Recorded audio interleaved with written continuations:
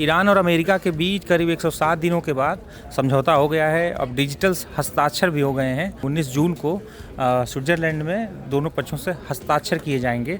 लेकिन इस बीच इजराइल नाराज़ है।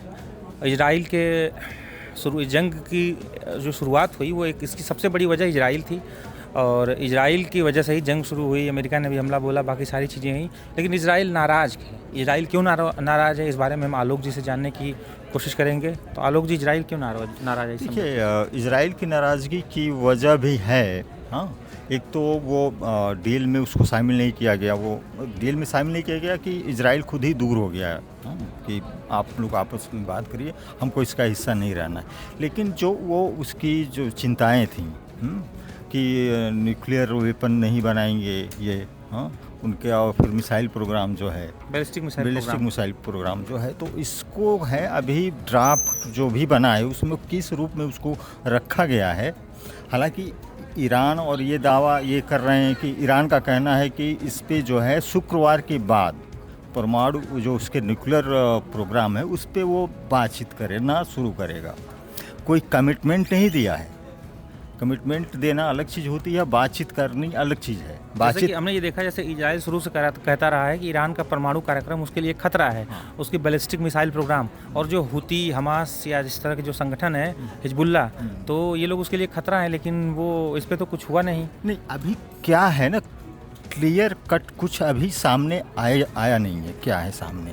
लेकिन जो अभी मेहर एजेंसी है उसकी, ईरान की, और फार्स जो है उसके ज़रिए जो चीज़ें अभी बाहर आई हैं, तो उसमें इस पे भी है कि इसको शामिल किया गया है, न्यूक्लियर प्रोग्राम को शामिल किया गया है। लेकिन ये जो है फ्राइडे के बाद इस पे बातचीत शुरू होगी। लेकिन कुछ तो पता होगा ना, इजराइल को कुछ तो पता होगा ना, जैसे कि अगर अमेरिका ने कुछ ब्रीफ किया होगा कि किन मुद्दों पे, तो क्या इजराइल के मन मुताबिक मतलब बातचीत होगी? आपने कहा कमिटमेंट नहीं दिया गया, लेकिन बोला गया बातचीत होगी।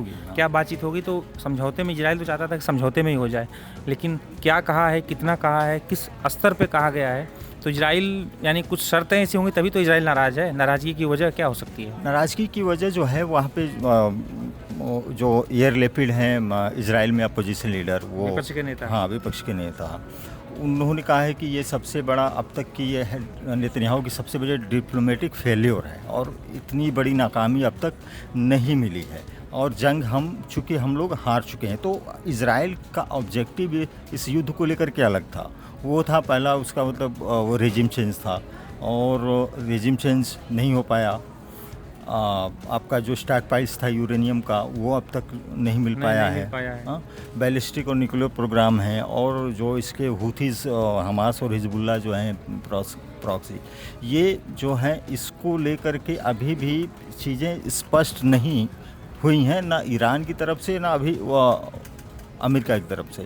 अब जब तक ड्राफ्ट सामने नहीं आएगा तब तक जो है ये क्या खिचड़ी पकी है। हाँ, फ्रीज संपत्तियां ईरान की वो अनफ्रीज हो रही हैं कि नहीं, कितना 300 मिलियन अरब डॉलर की ये कंपनसेशन की बात है ईरान की तरफ से, लेकिन ट्रंप खारिज कर रहे हैं। तो असलियत क्या है इस मेमोरेंडम की जो साइन हुआ है? लेकिन ये तो दावा किया जा रहा है ना, इजराइल के भी विपक्ष के नेता या इजराइल में भी कई लोग ये दावा कर रहे हैं, सोशल मीडिया पर लिख रहे हैं कि अमेरिका ने जो इजराइल की जो चिंताएँ थी उनको दरकिनार कर समझौता किया है। ये मतलब उनकी अनदेखी की गई है।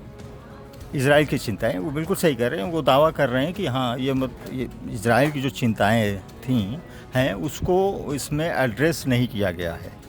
अब कितने हद तक एड्रेस किया गया है, क्या है, वो जब तक ड्राफ्ट सामने नहीं आएगा, तो 19 जून के बाद, हाँ, 19 जून को जो हस्ताक्षर हो रहा है, तो जो ड्राफ्ट सामने आएगा कि ये चीज़ें शामिल हैं, यूरेनियम का संवर्धन ये इतना करेगा, उसका बैलिस्टिक और मिसाइल प्रोग्राम जो है चले, मिसाइल प्रोग्राम को छोड़ेगा कि नहीं, बैलिस्टिक प्रोग्राम में उसकी मिसाइलें वगैरह की क्या कुछ सीमित। और दूसरी एक बड़ी चीज़ ये भी है कि जो एजेंसी में आई है मेहर न्यूज़, वो है कि ये भी ईरान ने मांग की है कि इन एंड अराउंड ईरान के आसपास जितने यूएस मिलिट्री बेस हैं उसमें जो है उसमें कमी आएगी।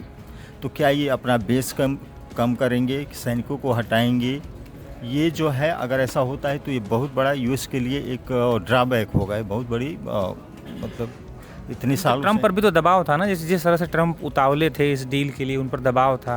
उन्हें ऐसा मतलब दावा किया जा रहा था कि उन्हें ऐसा लगता था कि वो कुछ ही दिन में ईरान को परास्त कर देंगे। जब तक वो लोग लड़े, ईरान लड़ते रहे, इजराइल भी खूब लड़ा, लेकिन इजराइल को हासिल अब तक तो नहीं कुछ हुआ है। इजराइल का इस जंग से हासिल क्या है? नुकसान ही हुआ है, जो भी उनके हुए हों जंग में, जो भी वो हासिल के तौर पे आप कहेंगे तो जो लेबनान में जो है ये थोड़ा आगे बढ़े हैं, लितानी रिवर से भी आगे चले गए हैं, बेरूत के करीब हैं, तो लैंड जो है ये तो बढ़ा है। इजराइल का जो है साउथ लेबनान में ये अपनी जो इनकी जो सीमा थी, लेबनान जो उसका हिजबुल्लाह का गढ़ माना हाँ जाता है। हाँ, तो उसको बड़ा किया है और अपने के लिए एक सुरक्षित बफर जोन बनाने की ये कोशिश करेंगे।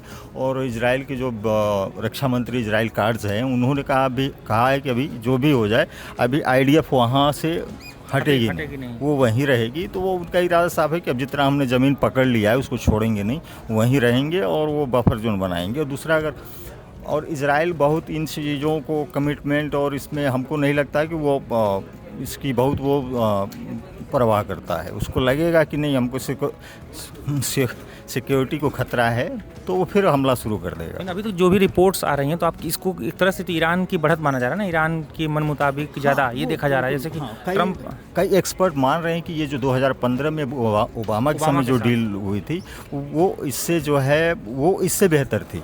बिना जंग के लड़े वो हुई थी। हाँ, वो जंग लड़े आपने 107 दिन। जंग लड़ने के बाद जो है ईरान, अगर जो चीज़ें जो कही जा रही हैं, तो बहुत ज़्यादा हासिल करने जा रहा है। 24 अरब डॉलर की जो ईरान का कहना है कि उसकी फ्रीज एसेट्स हैं, उसको अनफ्रीज करेंगे, तो उसमें 12 अरब डॉलर उनको पहले देना है, फिर 12 अरब डॉलर बाद में, फिर कंपनसेशन जो है 300 अरब डॉलर का कंपनसेशन है, वो अगर मिलता है वो है। फिर जो है इसको अपने खुले मार्केट में अपने ऑयल गैस को बेचने का वो मिलेगा जो है, और हमले जो इसके प्रॉक्सीज हैं उस पर इजराइल नहीं करेगा। तो ये सारी चीज़ों को मिला करके आप देखेंगे तो ज़्यादा बेहतर पोजीशन में है ईरान।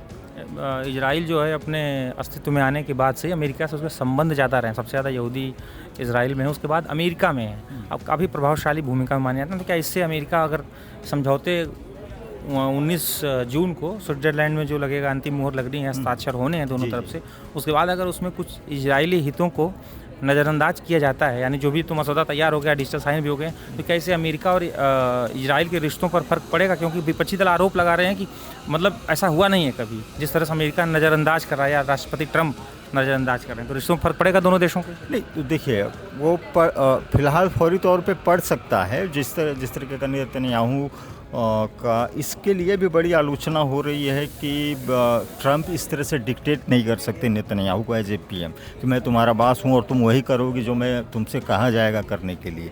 इस चीज़ को लेकर भी इजराइल का जो डिप्लोमेसी है उसको लेकर के और जो भी लीडर्स हैं इसकी काफ़ी आलोचना कर रहे हैं कि ट्रंप को ऐसा नहीं करना चाहिए। फिर भी अगर ये डील, अगर ट्रंप जो है, अगर ये जो समझौता आपने कहा है, तो वो नेतन्याहू जा सकते हैं ट्रंप। और ऐसा पहले भी कई बार इजराइल कर चुका है कि US के मना करने के बावजूद भी वो स्ट्राइक करता है, अपना मिशन कर देता है। तो वो इसको लेकर के उसको लगेगा कि नहीं, अगर उसके हितों को आप ये कह रहे हैं कि उसके हितों को नज़रअंदाज किया गया तो हमला करेगा, कर देगा वो कर। ठीक है, चलिए अभी के लिए इतना ही। बाकी की तमाम खबरों के लिए देखते रहिए टाइम्स नाउ नव भारत का डिजिटल प्लेटफॉर्म। धन्यवाद।